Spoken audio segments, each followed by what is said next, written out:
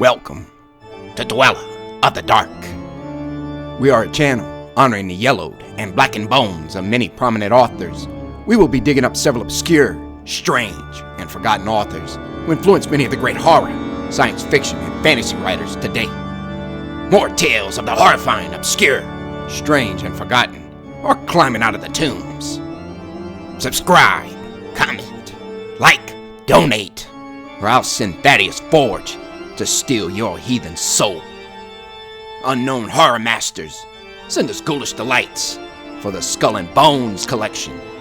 Your pound of writer's flesh will continue to feed our ghouls for now. Books, websites, podcast, in the links below. Children of Horror, Legion of Ghouls. Tonight, the season of Halloween has arrived. Each day, night, or hell, whenever the spirit commands us, we'll be presenting all manner of Halloween-themed tales, short stories, a novel or two, and much more. Tonight, The Outsider by H.P. Lovecraft.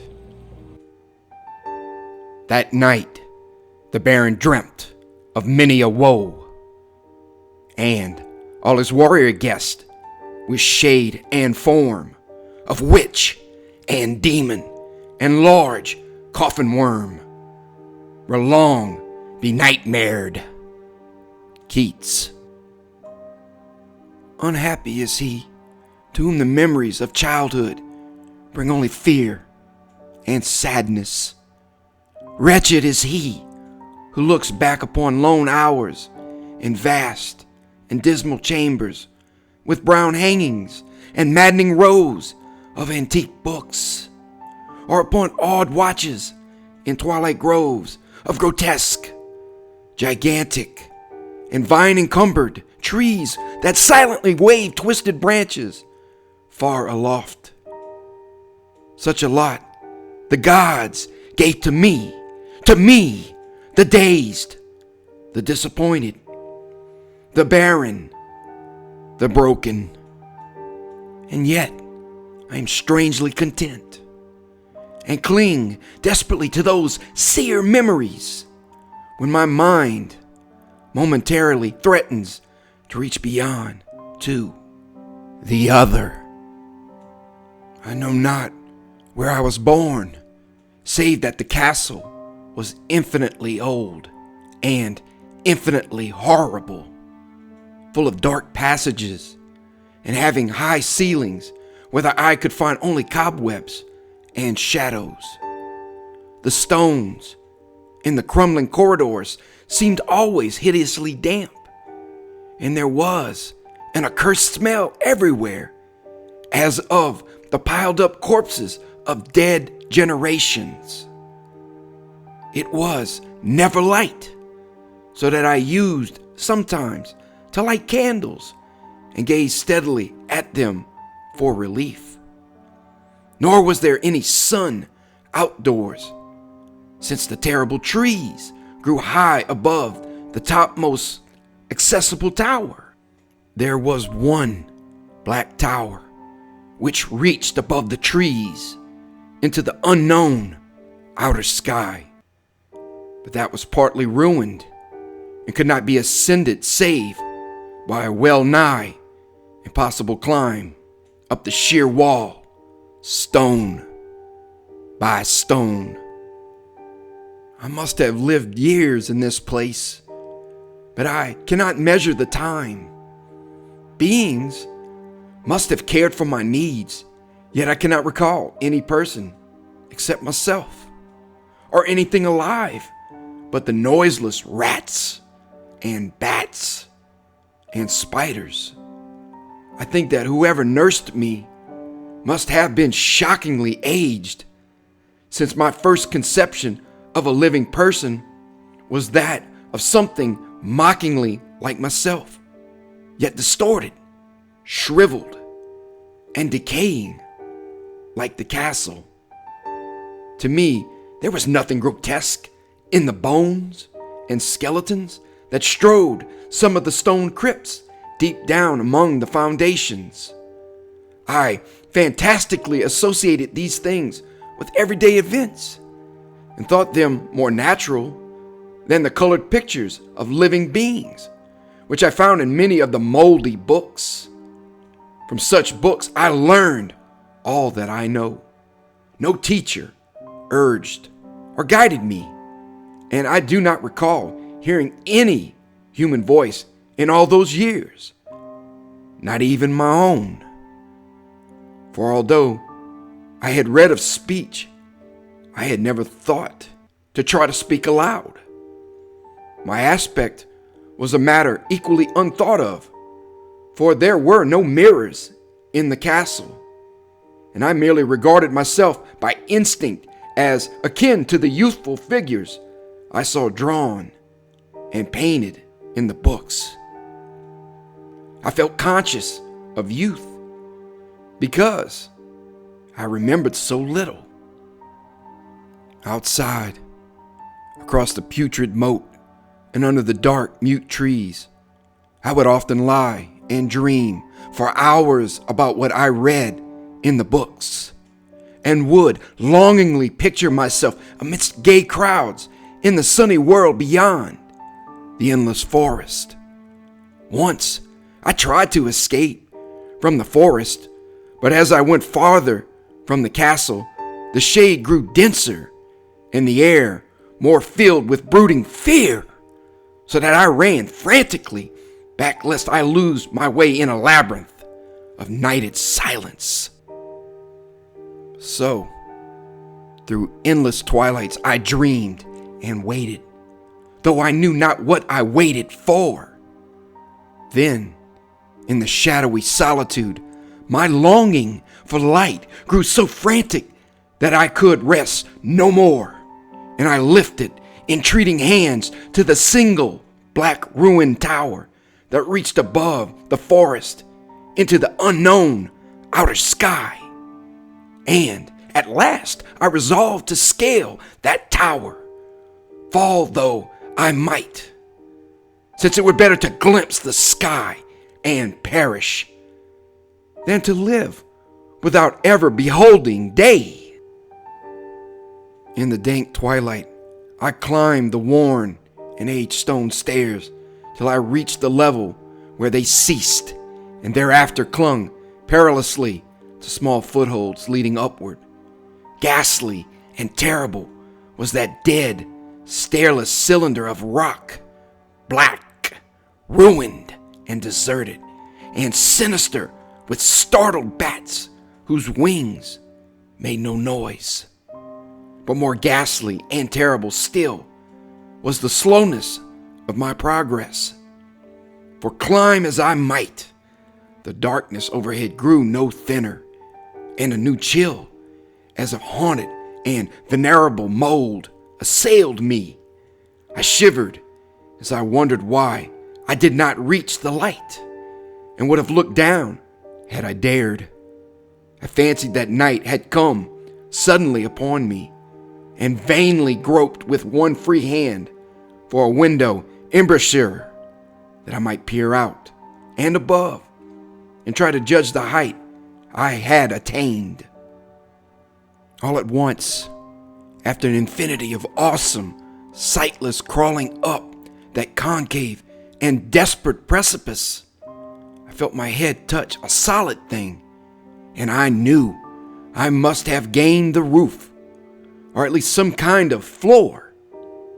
In the darkness, I raised my free hand and tested the barrier, finding it stone and immovable. Then came a deadly circuit of the tower, clinging to whatever holds the slimy wall could give, till finally my testing hand found the barrier yielding, and I turned upward again, pushing the slab or door with my head as I used both hands in my fearful ascent. There was no light revealed above, and as my hands went higher, I knew that my climb was, for the nonce, ended, since the slab was the trap door of an aperture leading to a level stone surface of greater circumference than the lower tower. No doubt, the floor of some lofty and capacious observation chamber.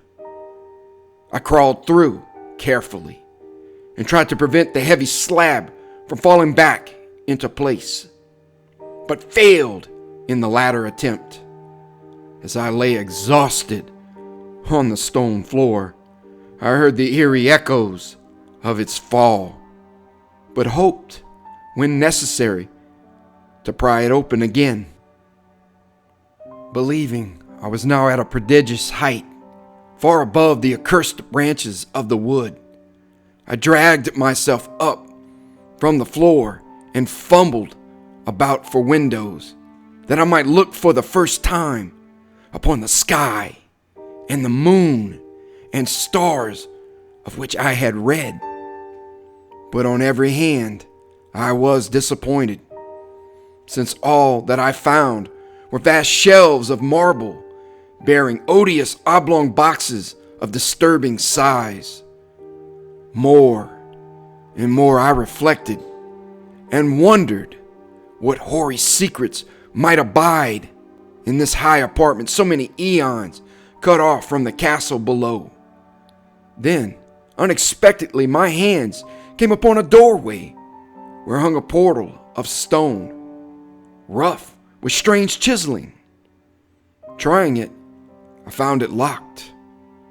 But with a supreme burst of strength, I overcame all obstacles and dragged it open inward. As I did so, there came to me the purest ecstasy I have ever known, for shining tranquilly through an ornate grating of iron and down a short stone passageway of steps that ascended from the newly found doorway was the radiant full moon, which I had never before seen save in dreams and in vague visions I dared not call memories. Fancying now that I had attained the very pinnacle of the castle, I commenced to rush up the few steps beyond the door. But the sudden veiling of the moon by a cloud caused me to stumble, and I felt my way more slowly in the dark. It was still very dark when I reached the grating, which I tried carefully and found unlocked, but which I did not open for fear of falling from the amazing height to which I had climbed. Then the moon came out. Most demoniacal of all shocks is that of the abysmally unexpected and grotesquely unbelievable. Nothing I had before undergone could compare in terror with what I now saw, with the bizarre marvels that sight implied.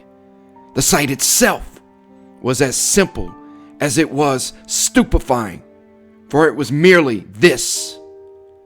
Instead of a dizzying prospect of treetops seen from a lofty eminence, there stretched around me, on a level through the grating, nothing less than the solid ground, decked and diversified by marble slabs and columns, and overshadowed by an ancient stone church whose ruined spire gleamed spectrally in the moonlight. Half unconscious, I opened the grating and staggered out upon the white gravel path that stretched away in two directions. My mind, stunned and chaotic as it was, still held the frantic craving for light, and not even the fantastic wonder which had happened could stay my course. I neither knew nor cared whether my experience was insanity, dreaming, or magic, but was determined to gaze on brilliance and gaiety at any cost. I knew not who I was, or what I was, or what my surroundings might be. though as I continued to stumble along, I became conscious of a kind of fearsome, latent memory that made my progress not wholly fortuitous.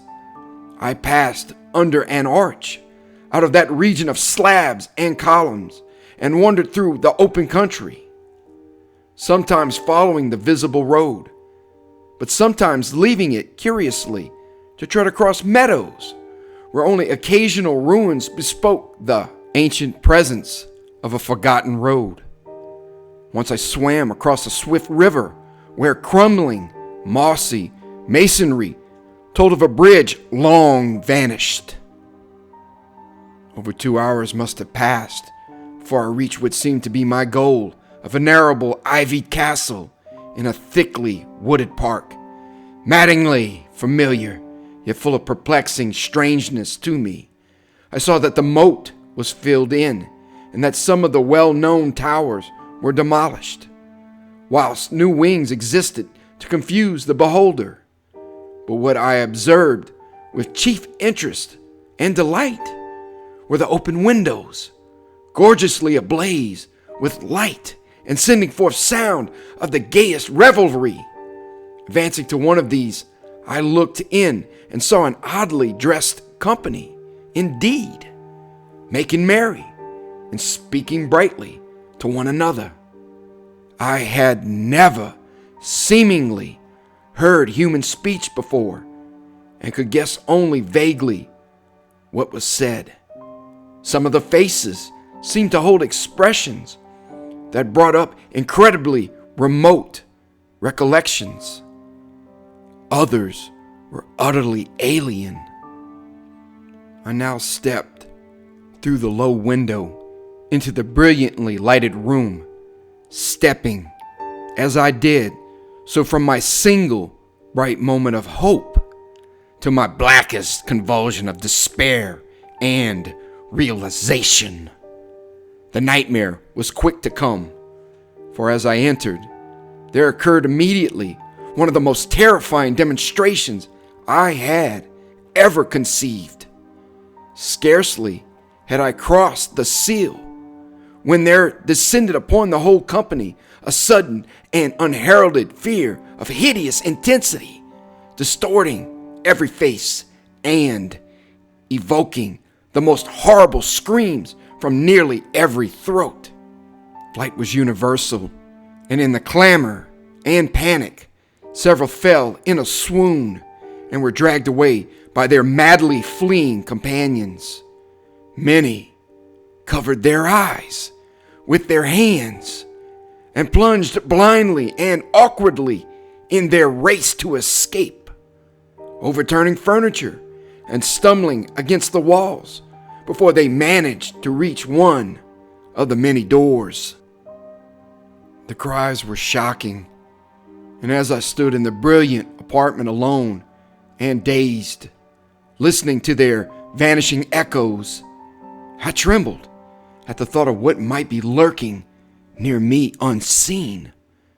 At a casual inspection, the room seemed deserted, but when I moved toward one of the alcoves, I thought I detected a presence there, a hint of motion beyond the golden arched doorway leading to another and somewhat similar room. As I approached the arch, I began to perceive the presence more clearly, and then, with the first and last sound I ever uttered, a ghastly ululation that revolted me almost as poignantly as its noxious cause, I beheld in full, frightful vividness the inconceivable, indescribable, and unmentionable monstrosity which had by its simple appearance changed a merry company to a herd of delirious fugitives. I cannot even hint what it was like, for it was a compound of all that is unclean, uncanny, unwelcome, abnormal, and detestable. It was the ghoulish shade of decay, antiquity, and desolation, the putrid, dripping eidolon of unwholesome revelation, the awful bearing of that which the merciful earth should always hide. God knows it was not of this world, or no longer of this world. Yet to my horror, I saw in its eaten away and bone-revealing outlines a leering, abhorrent travesty on the human shape, and in its moldy, disintegrating apparel an unspeakable quality that chilled me even more. I was almost paralyzed, but not too much, so to make a feeble effort toward flight, a backward stumble which failed to break the spell in which the nameless, voiceless monster held me. My eyes, bewitched by the glassy orbs which stared loathsomely into them, refused to close, though they were mercifully blurred and shewed the terrible object but indistinctly after the first shock. I tried to raise my hand to shut out the sight, yet so stunned were my nerves that my arm could not fully obey my will. The attempt, however, was enough to disturb my balance, so that I had to stagger forward several steps to avoid falling. As I did so, I became suddenly and agonizingly aware of the nearness of the carrion thing, whose hideous hollow breathing I half fancied I could hear. Nearly mad, I found myself yet able to throw out a hand to ward off the fetid apparition which pressed so close, when in one cataclysmic second of cosmic nightmarishness and hellish accident, my fingers touched the rotting, outstretched paw of the monster beneath the golden arch. I did not shriek, but all the fiendish ghouls that ride the night wind shrieked for me, as in that same second there crashed down upon my mind a single and fleeting avalanche of soul-annihilating memory. I knew in that second all that had been. I remembered beyond the frightful castle and the trees, and recognized the altered edifice in which I now stood. I recognized, most terrible of all, the unholy abomination that stood leering before me as I withdrew my sullied fingers from its own. But in the cosmos, there is balm as well as bitterness, and that balm is nepenthe. In the supreme horror of that second, I forgot what had horrified me, and the burst of black memory vanished in a chaos of echoing images. In a dream, I fled from that haunted and accursed pile and ran swiftly and silently in the moonlight. When I returned to the churchyard place of marble and went down the steps, I found the stone trapdoor immovable, but I was not sorry, for I had hated the antique castle and the trees. Now I ride with the mocking and friendly ghouls on the night wind, and play by day amongst the catacombs of Nethrin-Ka, in the sealed and unknown valley of Hadath by the Nile. I know that light is not for me, save that of the moon over the rock tombs of Neb, nor any gaiety save the unnamed feast of Nitocris beneath the Great Pyramid. Yet, in my new wildness and freedom, I almost welcome the bitterness of alienage. For although nepenthe has calmed me, I know always that I am an outsider, a stranger in this century and among those who are still men. This I have known ever since I stretched out my fingers to the abomination within that great gilded frame. Stretched out my fingers and touched a cold and unyielding surface, polished glass.